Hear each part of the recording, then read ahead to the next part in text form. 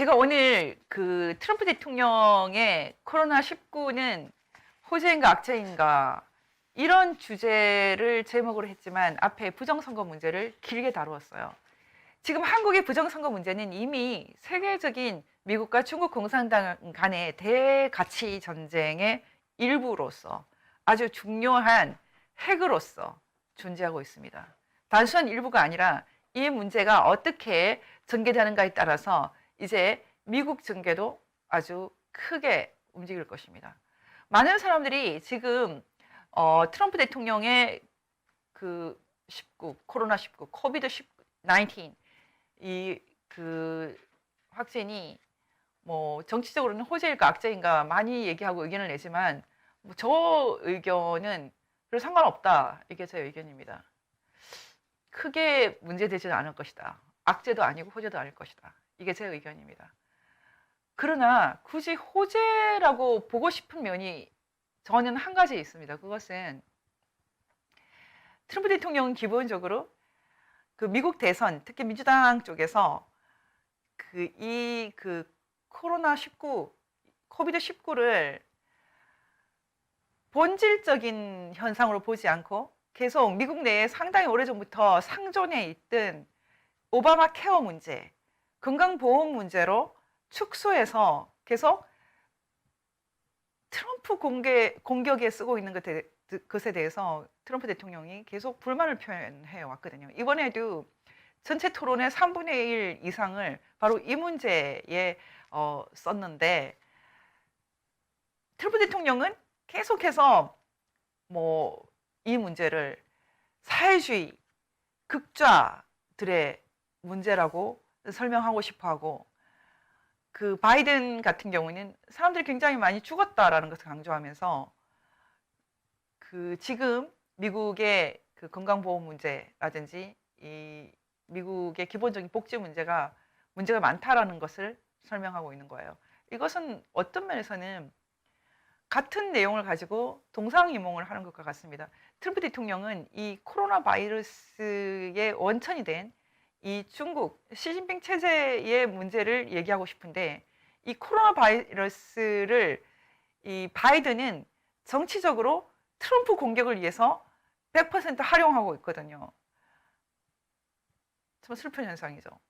그런 면에서 트럼프 자신이 그 부부가 이 코로나19의 일종의 피해자가 됐기 때문에 일단 더 이상 민주당 측에서도 트럼프를 부당하게 공격하는 데는 안 쓸 수 있다. 그 정도입니다.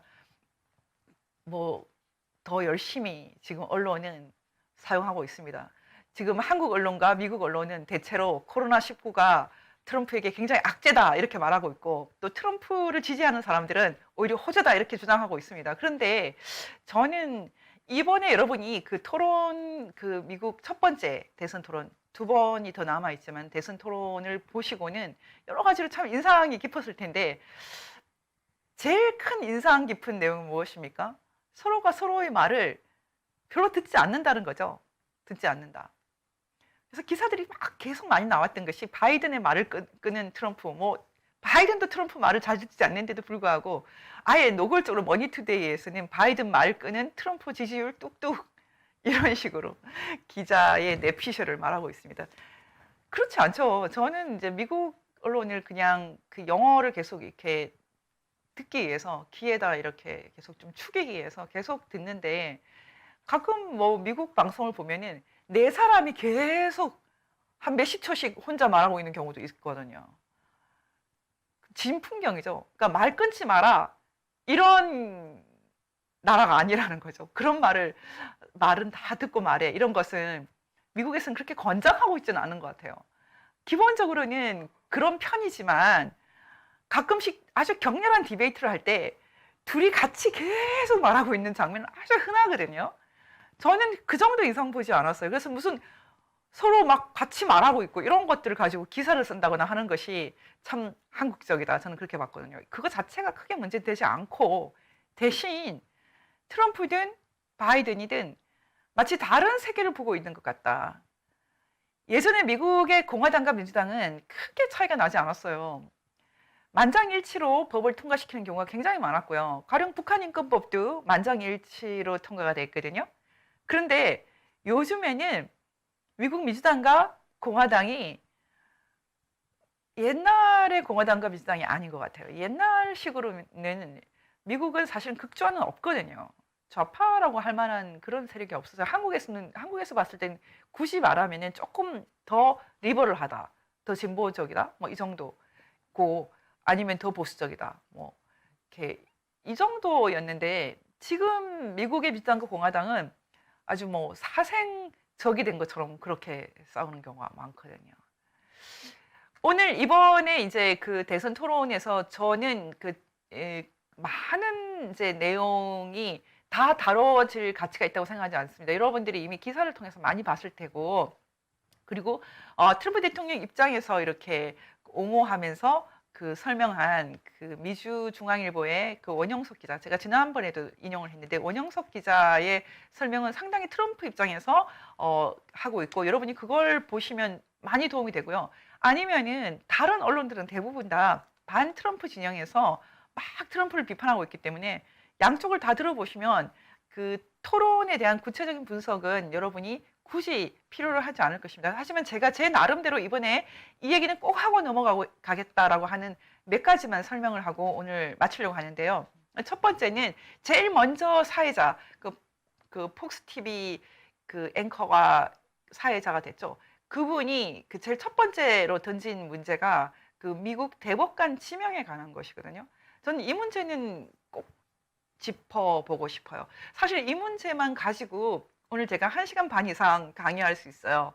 하지만 시간이 되지 않기 때문에 다음 기회에 얘기를 하겠습니다. 지금 이 문제는 미국 사회에서도 상당히 중요한데 지금 그 한국도 지금 그 임신의 주수 제한 없는 낙태를 검토한다라는 그런 기사가 나와 있고 그것에 대해서 한국 기독교 쪽에서 상당히 심각하게 문제를 제기하고 있는데 이제는 6개월 이제 된 아이도 24주가 된 경우도 상당히 합법적으로 낙태를 할 수 있게 한다 뭐 그런 얘기들이 계속 나오고 있어요. 그리고 우리나라 형법에 그 낙태를 금지했다가 그것을 이제 헌재에서 사실상 불합치로 폐지를 했기 때문에 사실 우리나라도 이제 미국 못지않게 심각한 사태에 들어가 있는데 우리가 이제 낙태를 사실상 하는 경우 가족 뭐 우리나라 같은 경우는 가족 산하 제한을 했기 때문에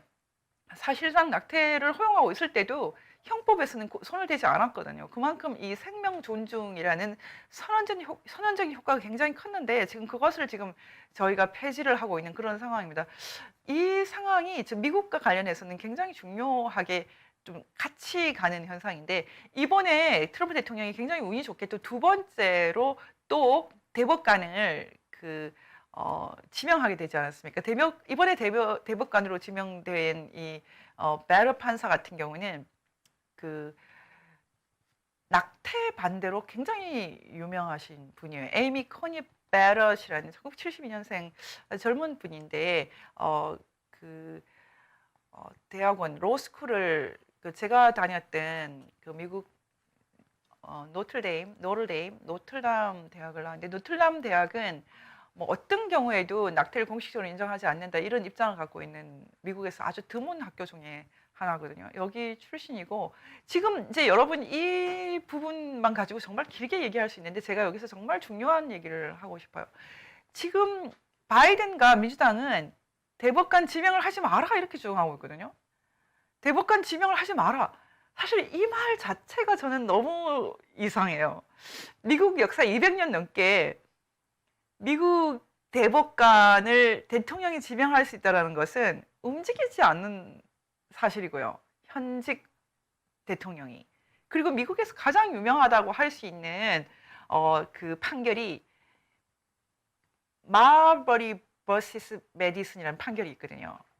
근데 제가 이제 이 부분에 대해서는 예전에 세인트폴 고전 인문학교에서 아주 길게 그 강의를 한 적이 있어요. 여러분이 좀 관심 있으시면 세인트폴 고전 인문학교 제 강의를 꼭 보셨으면 좋겠는데 미국에 관한 강의를 보셨으면 좋겠는데 거기서 자세히 얘기를 하고 있는데 간단하게 얘기하면 이렇습니다. 지금 미국 대법관을 한번 대통령이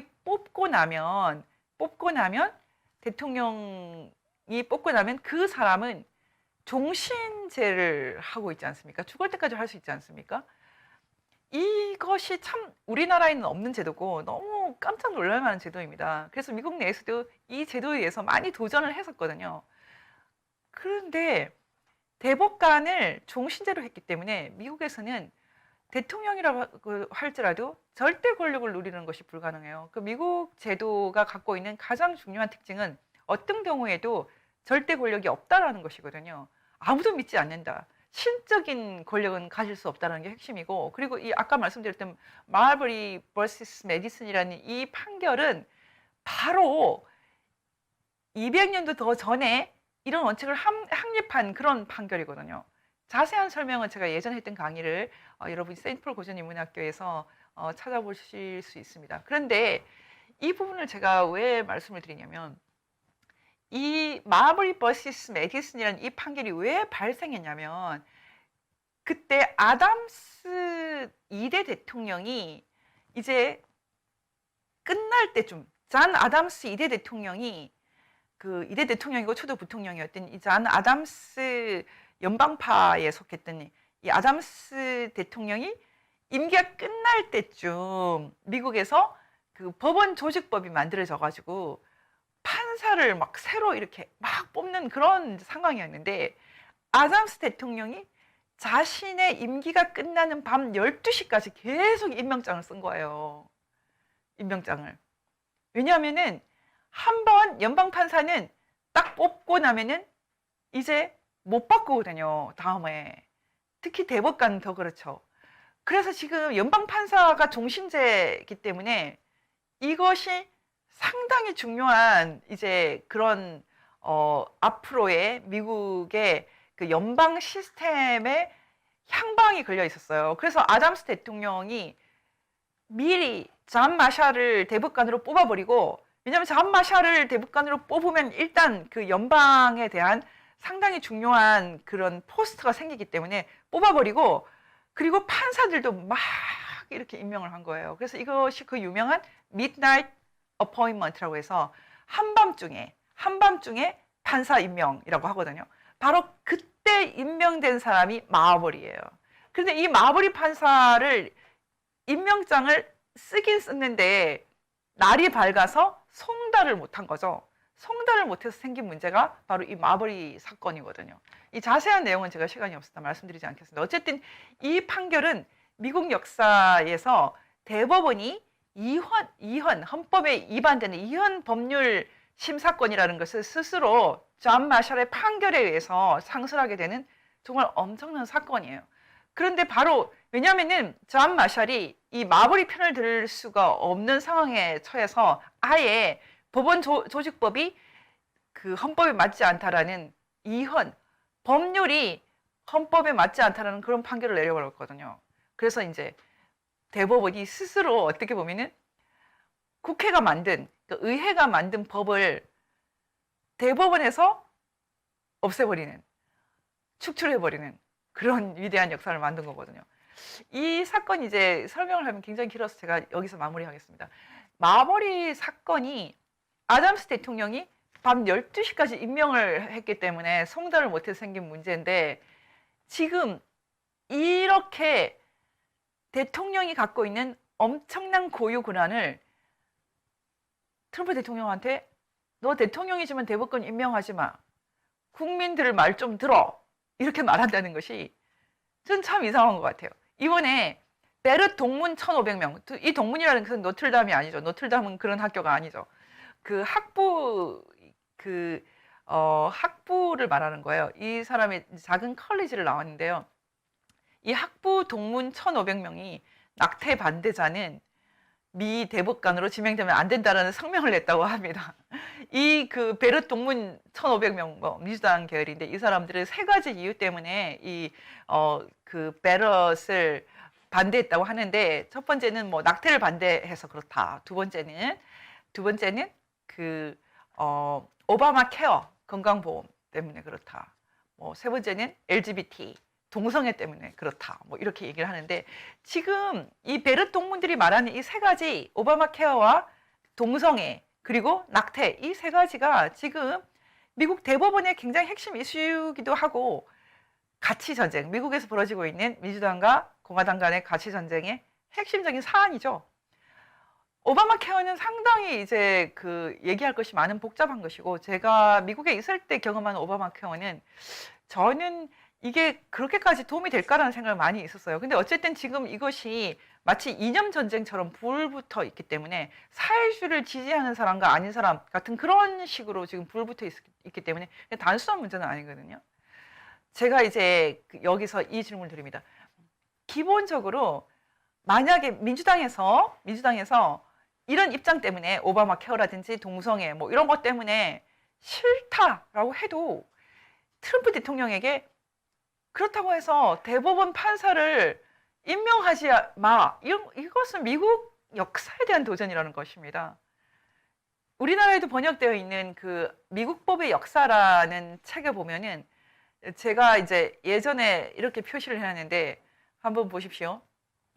그 마무리 판결을 설명하는 부분인데 그 죽는 사람은 거의 없었고 사임하는 자는 전혀 없었다. 말하자면은 한 번 판사들이 이 종신직이기 때문에 이렇게 선임이 되고 나면은 죽는 사람은 거의 없었고 사임하는 자는 전혀 없었다.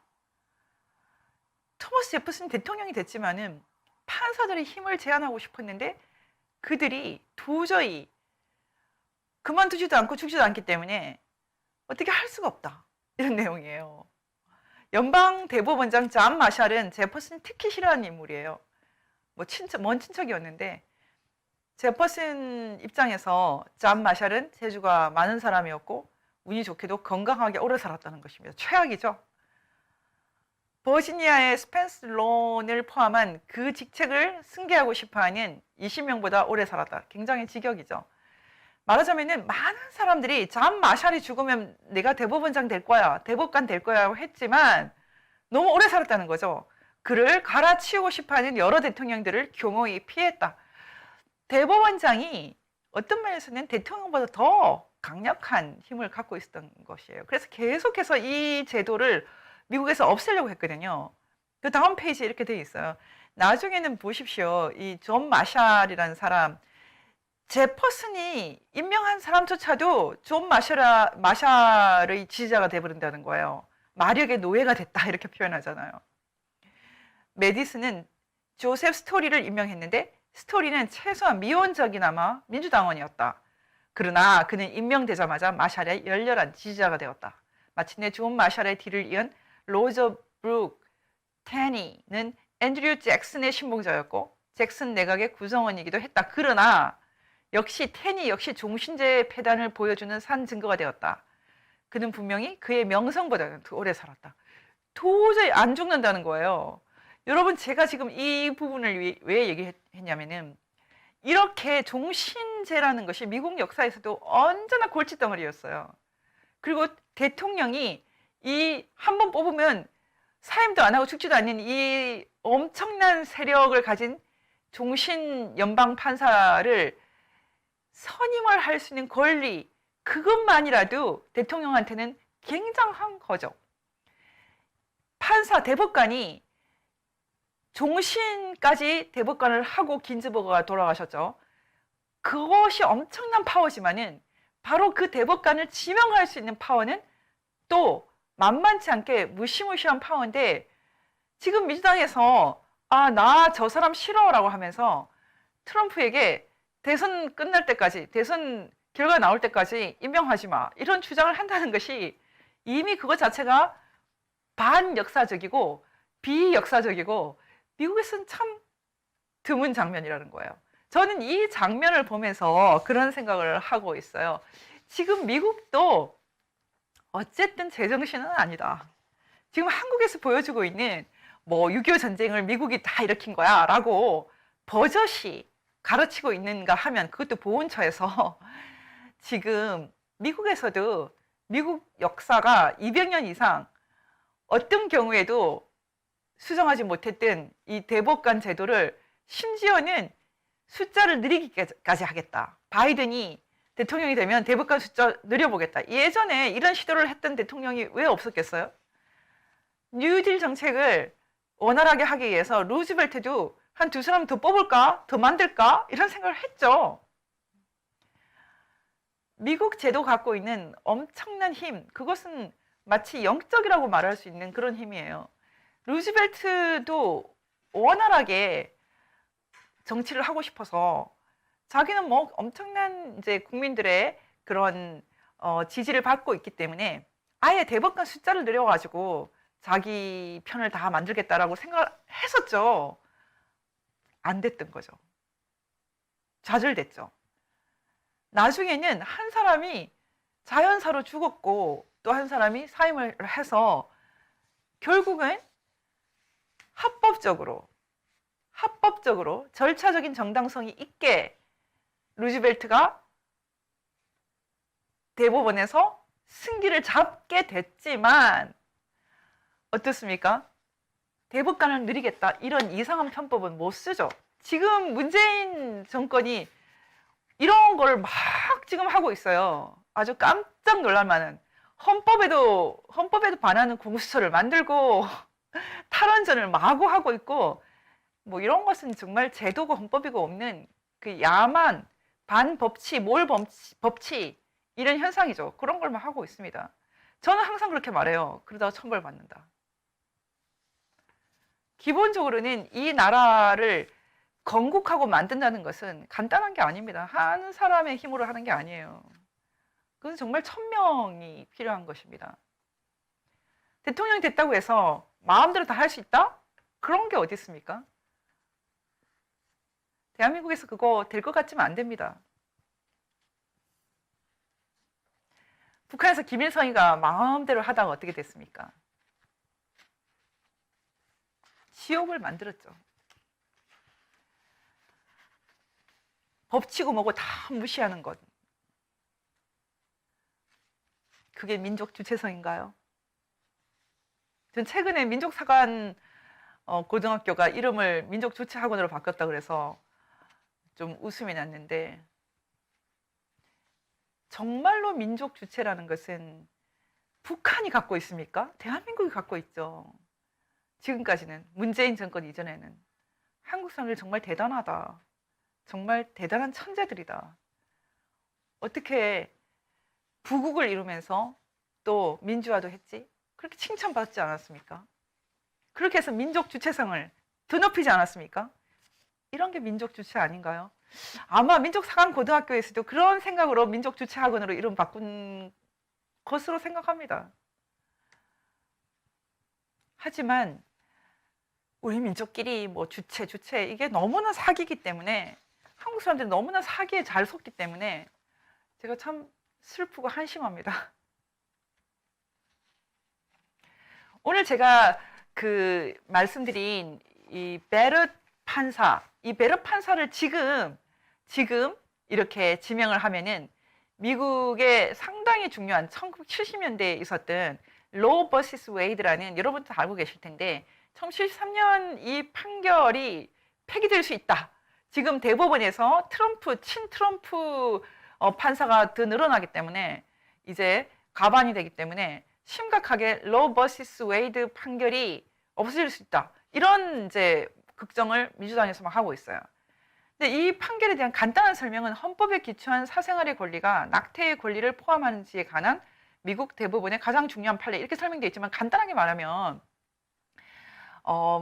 낙태도 사생활의 권리다 이런 게 확립됐죠. 물론 로 버시스 웨이드는 뭐 6개월 이런 건 아니고 아주 초기 낙태를 허용한 그런 내용이지만 지금 이것이 점점 이제 주수가 늘어나는 그런 그 운동들이 있기 때문에 미국에서는 항상 이 로 버시스 웨이드라는 이 소송이 문제거리입니다. 이번에 그 바이든과 트럼프와 바이든 1차 토론에서 가장 많이 나온 얘기 중에 하나가 이 로 버시스 웨이드 판결이거든요.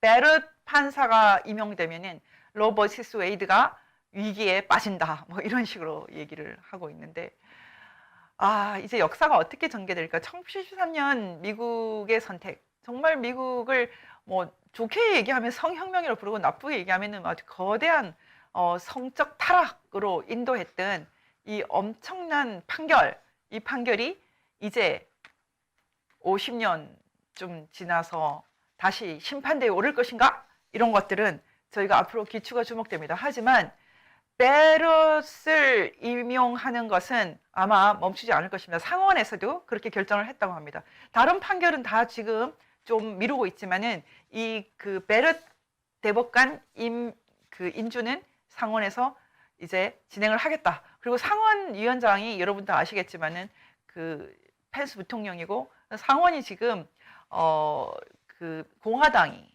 더 많이 차지하고 있기 때문에 인주는 뭐 굉장히 간단하게 이루어질 것으로 보입니다.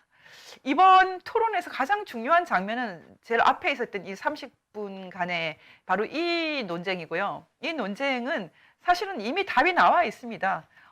바이든이 뭐라고 얘기해도 그 트럼프 대통령은 이 베럿 판사를 지명할 것입니다. 그리고 후반부를 계속 이제 차지했던 문제, 아무리 그 사회자가 말려도 계속 원위치로 돌아갔던 문제, 그것은 결국은 코로나19 문제입니다. 코로나19를 정치적으로 악용하려고 하면 안 되죠. 왜냐하면 코로나19는 우연히 발생한 그런 바이러스가 아닙니다.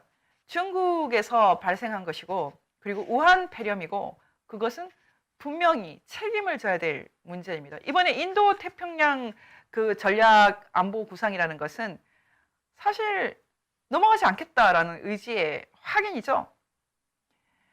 대한민국은 이 의지의 가운데서 어떤 선택을 하고 있습니까? 저는 가장 어리석은 선택을 하고 있다고 생각합니다. 가장 어리석은 선택. 친중.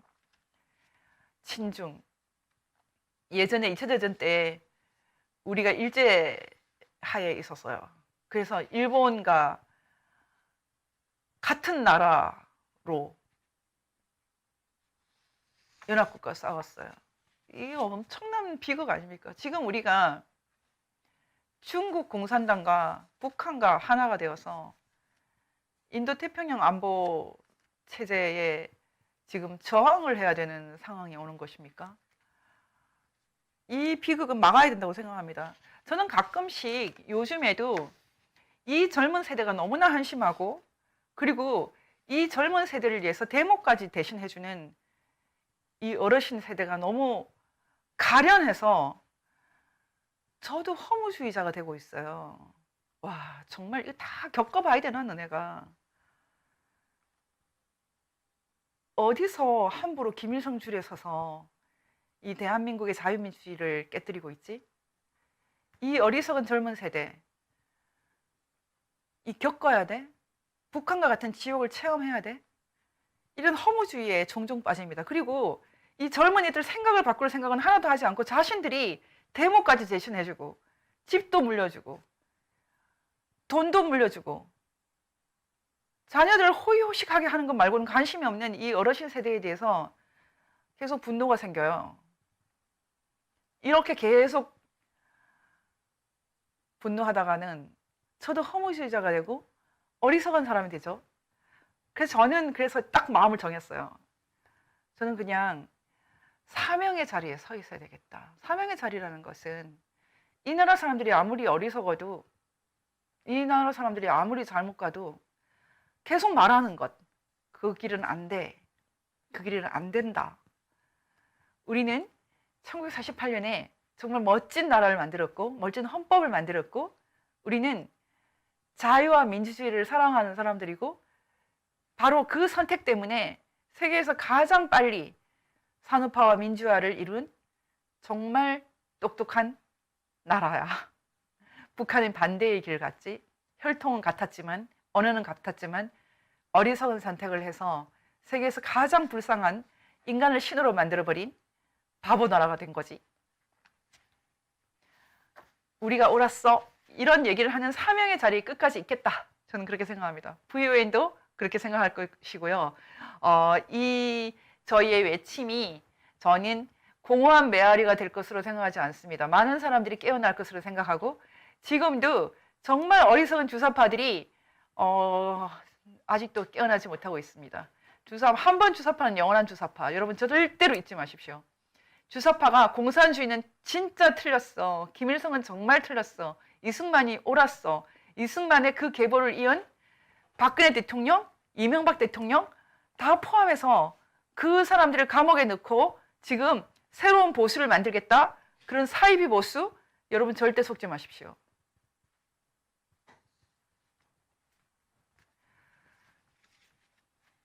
저는 허무주의에 빠지지 않겠어요. 일단 끝까지 싸우겠습니다. 전환기의 세계보기 오늘은 여기에서 마치겠습니다. 감사합니다.